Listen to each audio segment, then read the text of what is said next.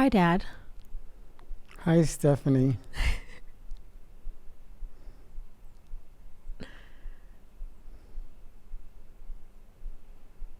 How do you feel About what? about doing this? I'm ready to go. I'm ready to be a movie star. It's no problem starting my second career as a movie star on my third day in hospice.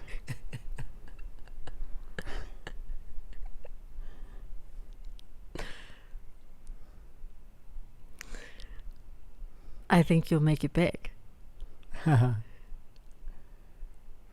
We'll see. Um. Okay, so I guess why don't we start by talking about what's going on? Well, I received the news last September that I had colon cancer. And I was informed I could not have surgery because the cancer had metastasized already to my liver. And I evaluated chemotherapy. I was scared about what I heard about chemotherapy because it does damage your healthy cells and your immune system over time. And I sought alternative treatments through naturopaths. I went to Arizona for 30 days, paid a lot of money for that program, received a lot of IVs, and I was in pretty good shape before Arizona. But I started to go downhill. The doctor was a bit quirky. And the first day, one of the medicines he gave me was cannabis. And I took it. The next morning, I could not move. And so I called 911. And they took me by ambulance to the hospital. That was my start of my Arizona treatments. By the second week, I was really struggling with a backup in my system, constipation. Back to the emergency room. And the doctors recommended a stent to open up where the tumor in my colon was shrinking the path in my colon. And the stent worked well, except they gave me steroids. And the steroids triggered uncontrollable hiccups. It got so severe, it was causing incredible pain in my neck. And so back to the emergency room. Poor Nancy had flown out. She was supposed to meet me, and I was in the emergency room when she landed. But anyway, that was a bad trip to the emergency room. They wanted to kick me out of there. I remember stumbling out and driving home. To the apartment, very wobbly. So anyway, my Arizona trip came to an end. I had some wonderful visitors. in Arizona. Stephanie, you were one of them. You drove out to see me. That meant everything to me.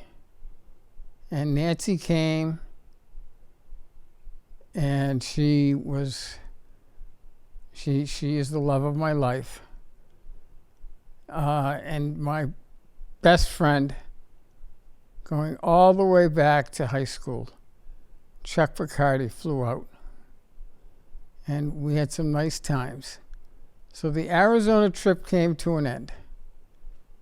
And I had another naturopath out of Cleveland. And they had a very compelling and convincing naturopath who was telling me that her treatments would stabilize me. And so we would do blood work every month, and she would give me various treatments to get the markers headed in the right direction. Well, they never moved in the right direction. So that went on for a couple of months. And there was a treatment that I discovered called Vaxo, QRE. It's an immunotherapy. And Nancy and I was feeling better. I was able to walk 3 miles every day. This was about January.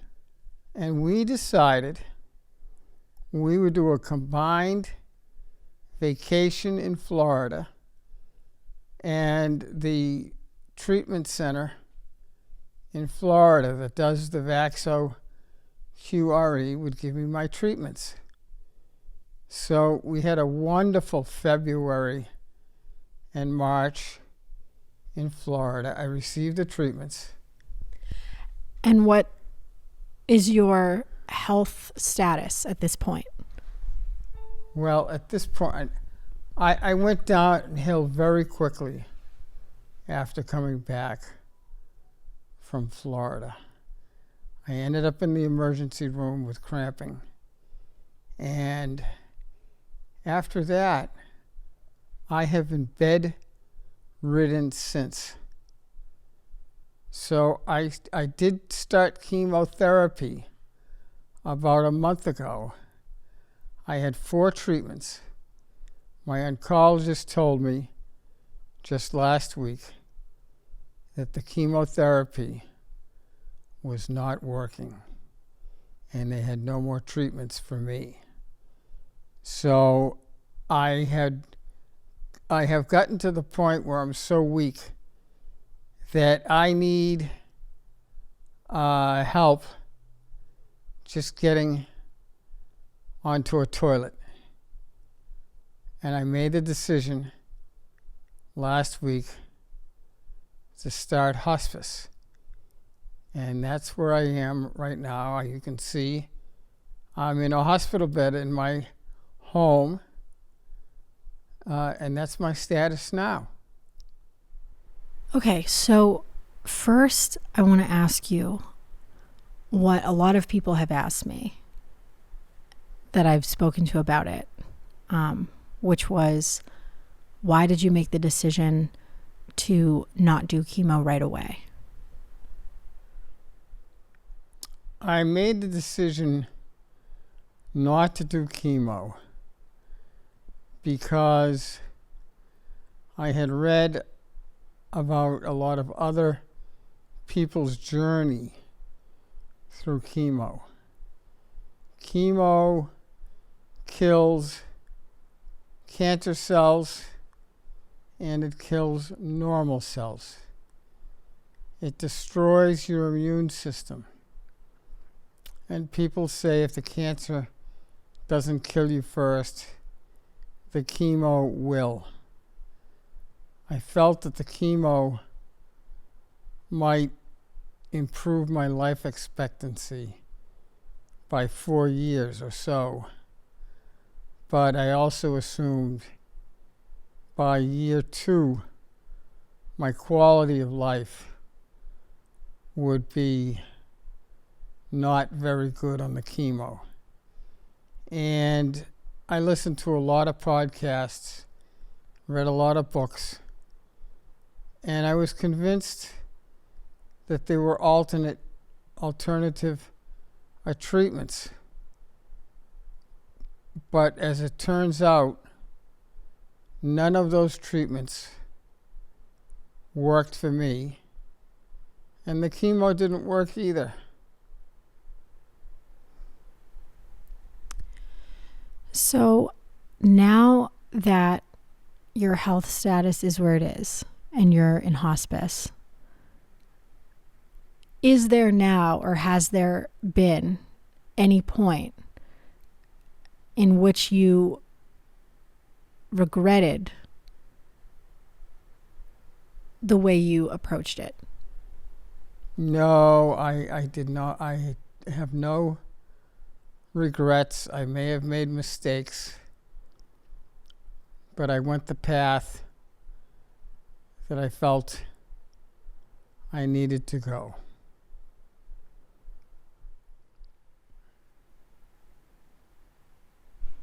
I'm with you. And I'm happy that you feel that way.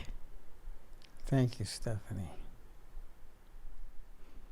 One thing I want to ask you about the whole story of your decline in health is I found out the news that you had a tumor. We knew it was cancerous. We didn't know the stage. We had very limited information. You were extremely confident about your treatment plan. But I found out that you had the tumor right as I was leaving to move across the country. So, and when I asked you, should I not go?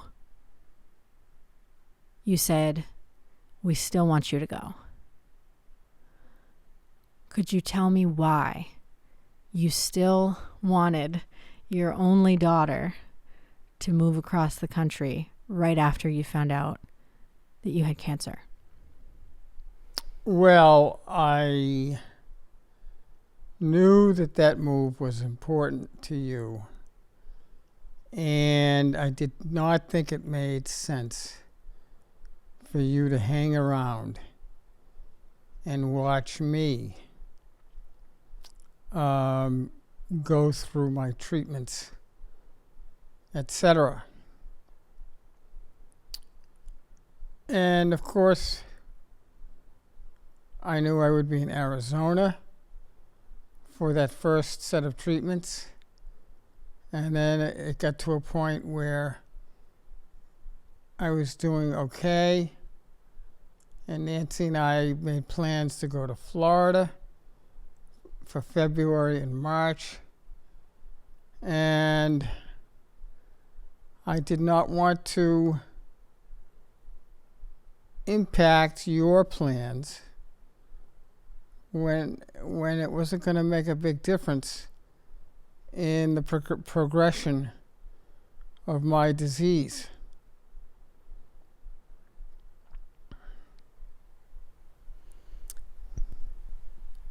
Are you still happy with that decision?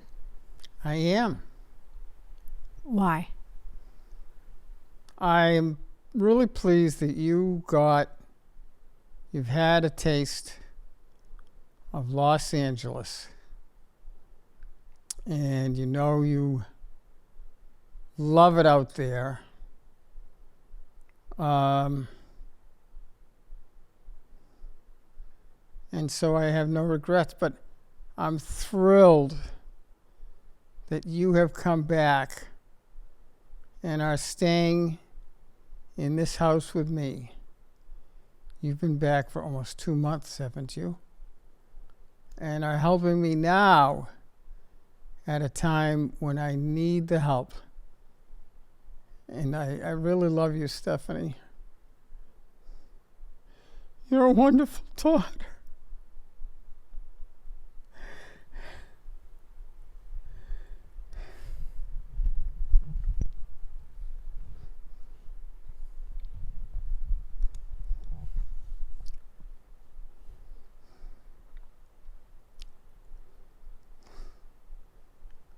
Sorry.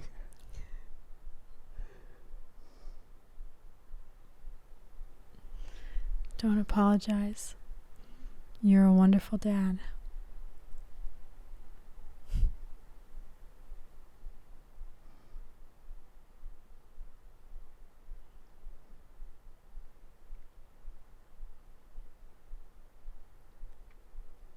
You're really cranking down on those movie star plans, aren't you? Coming out with the crocodile tears, the fake compliments? No, I'm just kidding. I'm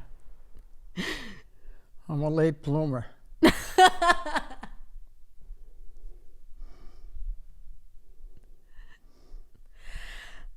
Okay, so now that we kind of have the whole story of what happened, I want to ask you how you feel.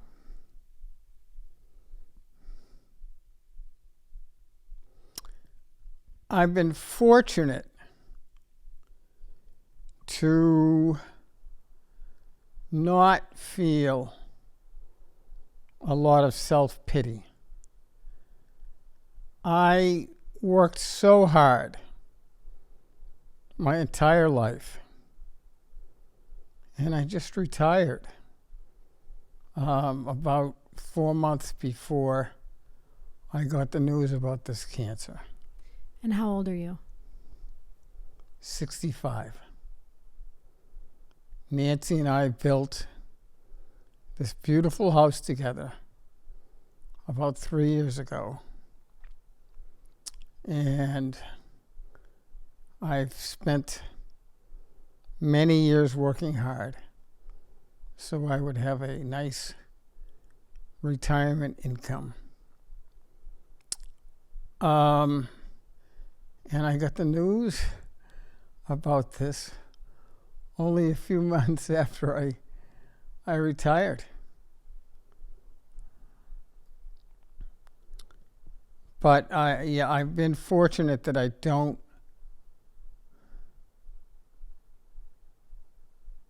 I'm not feeling a lot of self-pity.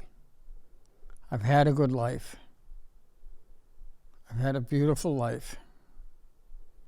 And some people who have to go to war to defend this country when they're 18 years old, they lose their life much sooner than I'm losing mine. So I try to keep that in perspective. And I'm thankful I have been able to do that. That's incredible. And I see that in you every day. When I'm here with you, I see how grounded and centered you're able to be through this whole thing, which is just astounding and inspiring to me beyond words. But I just want to ask, so I hear you that you don't feel self-pity generally, but is there ever a moment where it's difficult to hang on to that perspective? Is it ever challenging?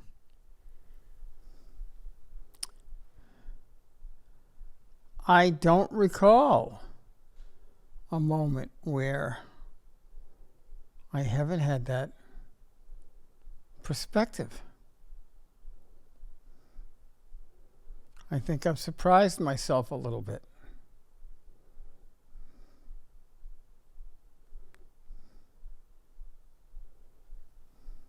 It's amazing.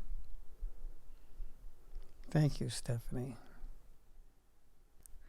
I'm going to ask you kind of a tough question and tell me if you don't want to answer, okay? But I guess I'm wondering if you are to reflect back on your life thus far. Are there things that stick out as most important that you've learned?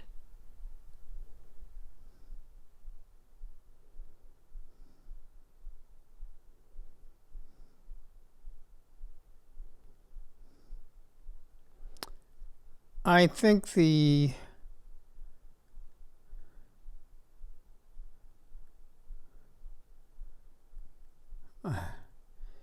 stumped me on this one.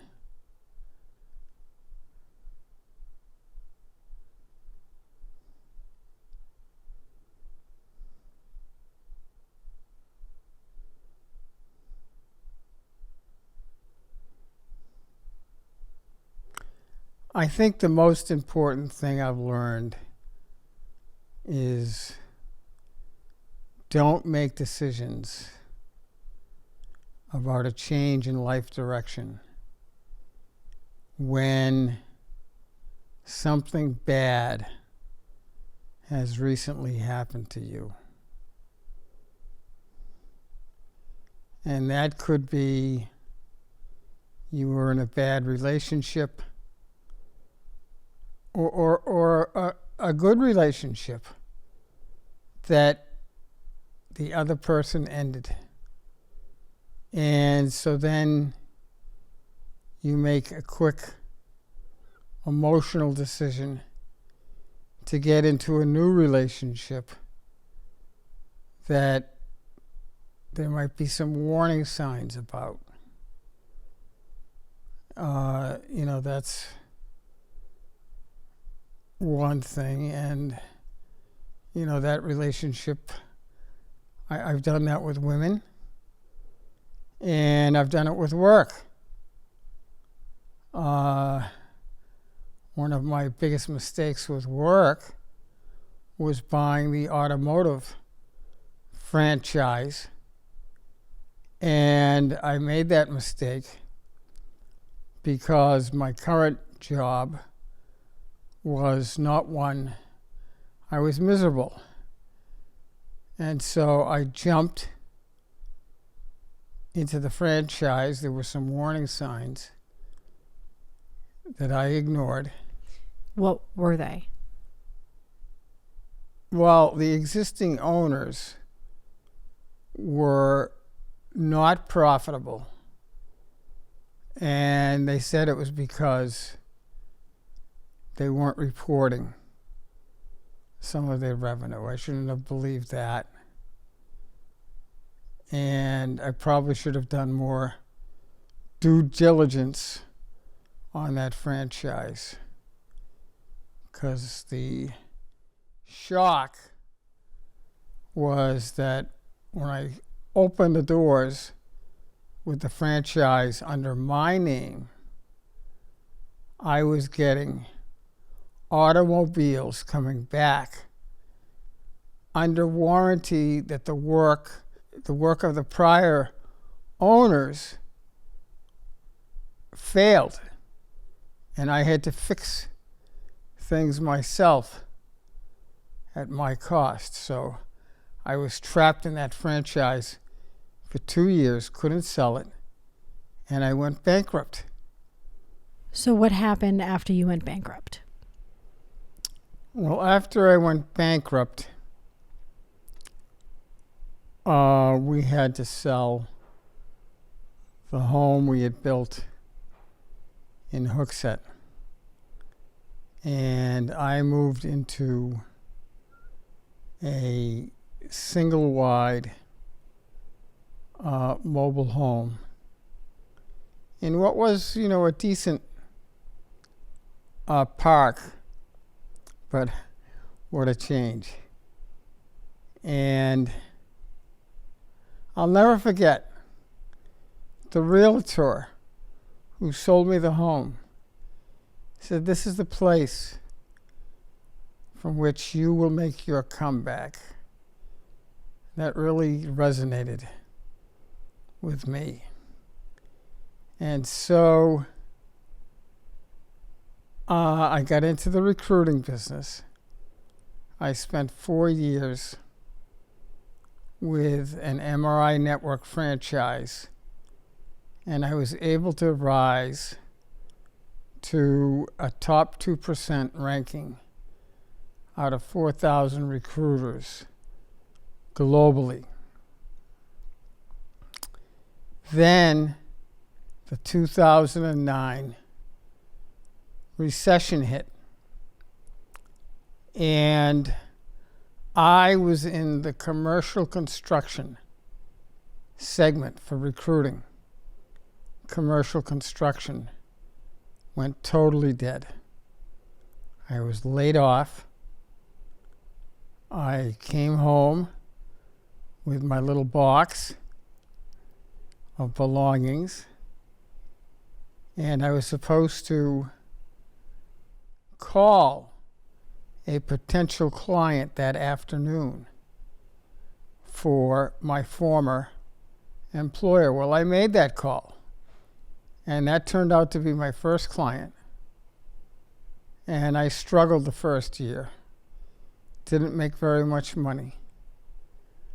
But the next year I did very well.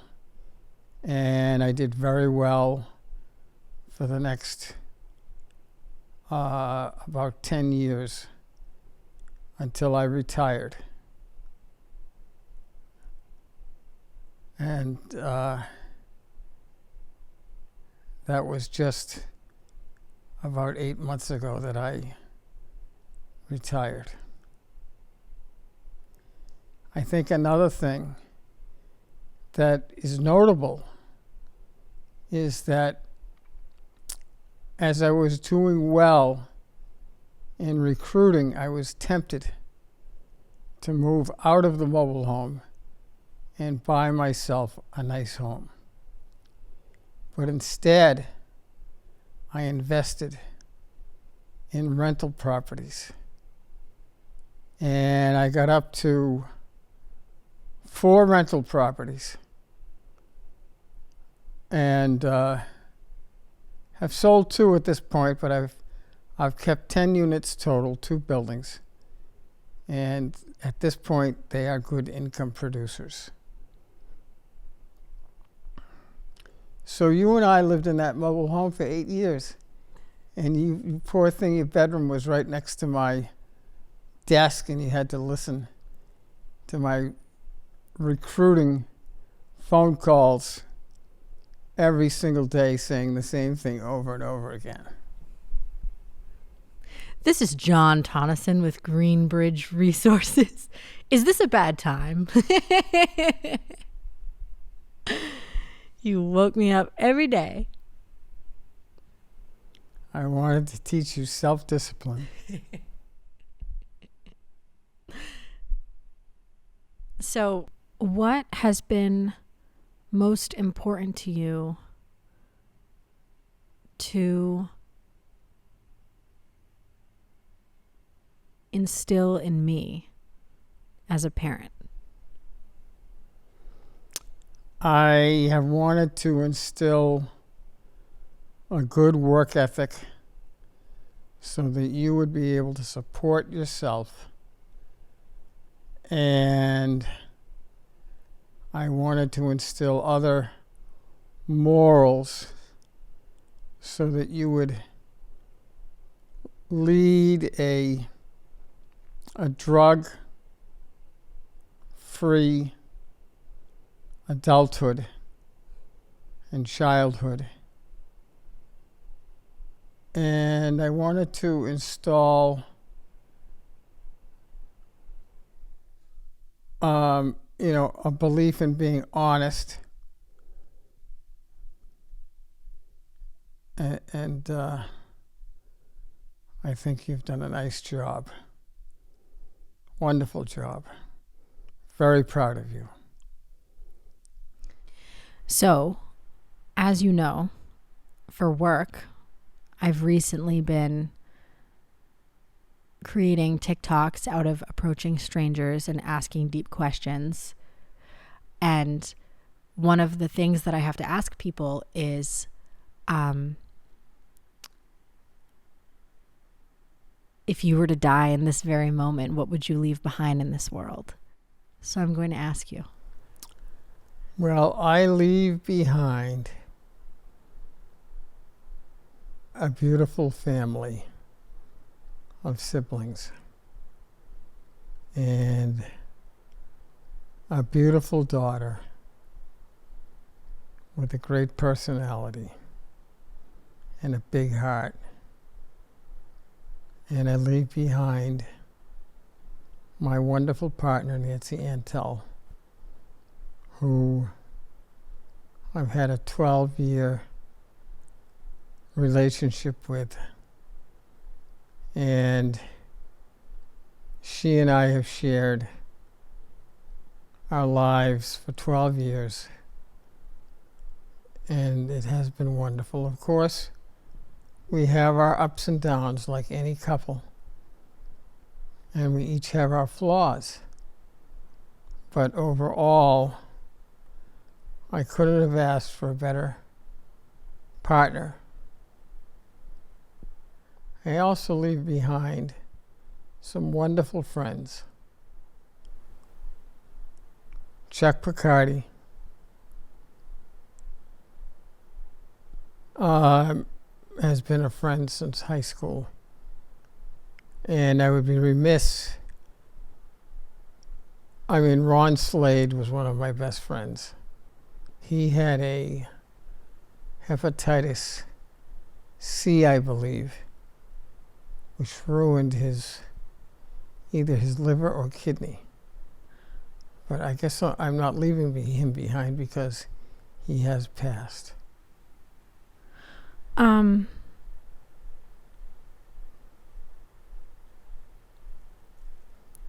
Dad. Steph. What are your hopes for me?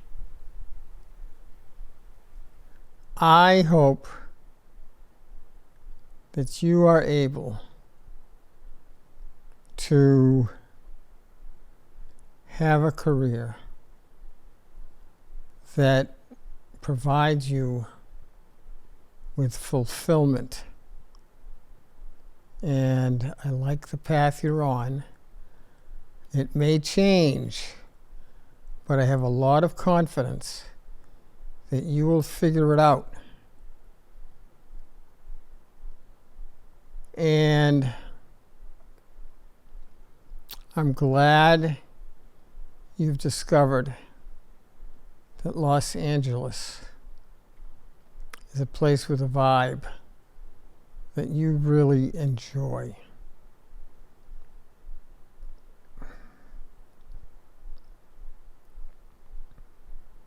So those are two things that I hope for you.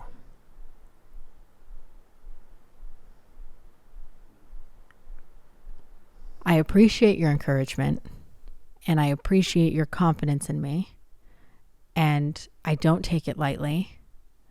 And I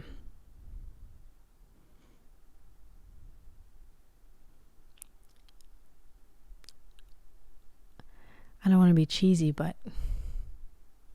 I'll make you proud. You already have.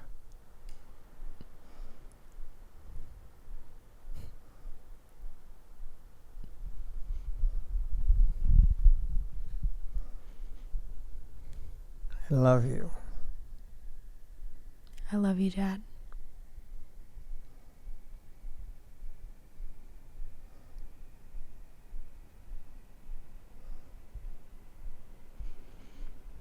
Do you have any questions for me? I don't think I do, Stephanie. I am getting a little tired. Well, I want to say one last thing. Please. So the job that I mentioned about approaching strangers and asking them deep questions, there have been a couple people that I have divulged the reason that I'm back on the East Coast. Because, after I do the video with some people, we really connect, we keep talking. They ask me where I live. I say I live in LA, but I'm back here. Why are you back here? And a select few, I do tell them what's going on. And one of the women who I told, she said to me, this is the time for you to ask your dad all the questions you want to ask him. And I said to her, well, there really are none. Like, there's nothing about him that I don't know or that I'm confused about. There's no weird thing to uncover or to clear up or, and I said, he's just the most wonderful dad in the world. He has been an outstanding parent. And I have no confusion about him. And she said, well, have you told him that? And I said, yeah, I have. And it just dawned on me, Dad, that there is nothing to discover, because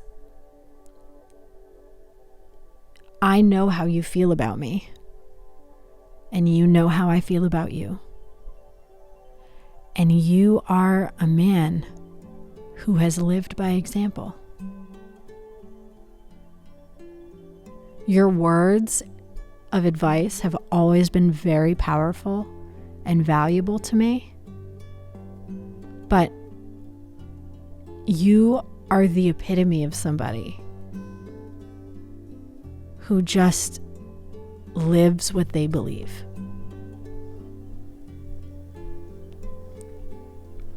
I'm not perfect, Stephanie, but I really appreciate your comments about that. And maybe that's one of the reasons that I'm peaceful, even though I know I'm in hospice. But, I've had 65 years on this planet. I've had a good life. And some people, they have to go off to war when they're 18. And they don't live a full life.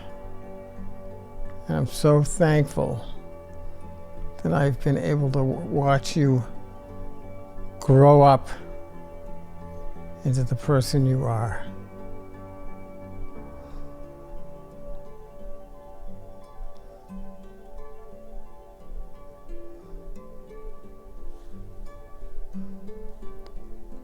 Thanks, Dad.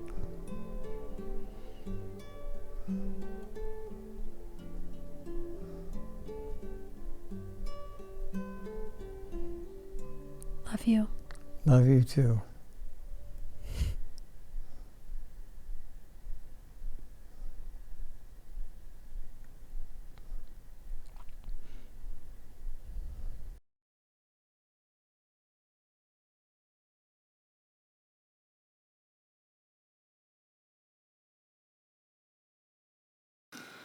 Dad, what are you doing right now? I'm texting Franklin, my lead guy. He's supposed to send me pictures today. So we're having a 5-minute break from the podcast because my camera overheated. And in that 5-minute break, you are working on the project going on at one of your properties. Yes. I'm managing 5 projects from this bed.